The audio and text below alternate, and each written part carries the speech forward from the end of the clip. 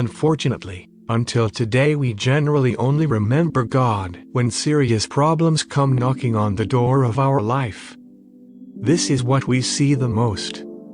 However, despite this, He manifests Himself with His love to all His children, regardless of their belief or lack of belief, in their various degrees.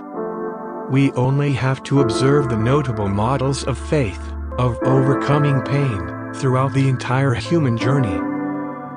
We also find His promise about the end of punishing pain, which only exists as a consequence of the bad actions of human beings, in the Apocalypse of Jesus, chapter 21, verse 3-5, according to the narrative of the prophet of Patmos, John the Evangelist. 3.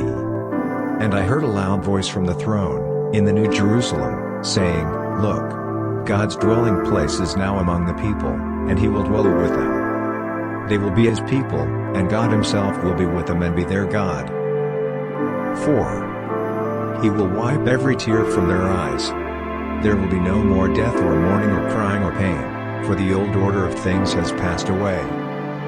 5. He who was seated on the throne said, I am making everything new. Then He said, Write this down, for these words are trustworthy and true. As we can see, the Apocalypse of Jesus is above all a proclaimer of joy. Human beings who are inclined only to see sadness are those who travel through the millennia slandering others. As for the news referring to punishment and pain, they were sown by us. So, let us sow our best at every moment. That is the message of Prophet Job from the Old Testament of the Holy Bible, chapter 34, verse 11. God repays everyone for what they have done. And also in Psalms 37, verse 4. Delight yourself in the Lord, and He will give you the desires of your heart. These warnings, therefore, are not something new. See what else the Heavenly Father reveals, now by way of prophet Isaiah, in the Old Testament, chapter 65, verse 17-19. 17. For behold, I create new heavens and a new earth, and the former things shall not be remembered or come into mind.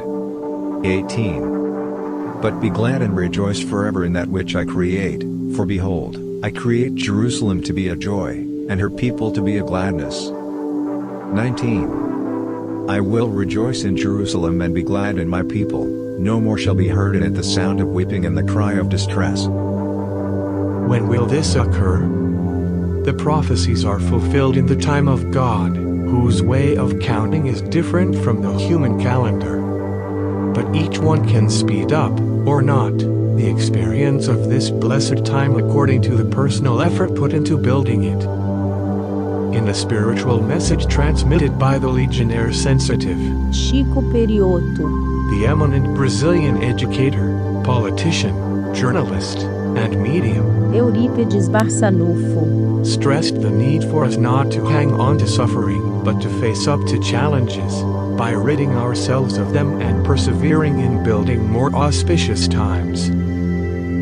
The stumbles and mishaps that encumbered our happiness, notwithstanding the wounds that cause us pain, let us discharge them like a lightning rod into the ground that shelters us. Because new times of love and joy are coming. Therefore, pain is not fatalism in human lives. We are the ones who make it so. Let us stop to think a little and recognize this reality. If we work to earn it, what awaits us is the best possible outcome.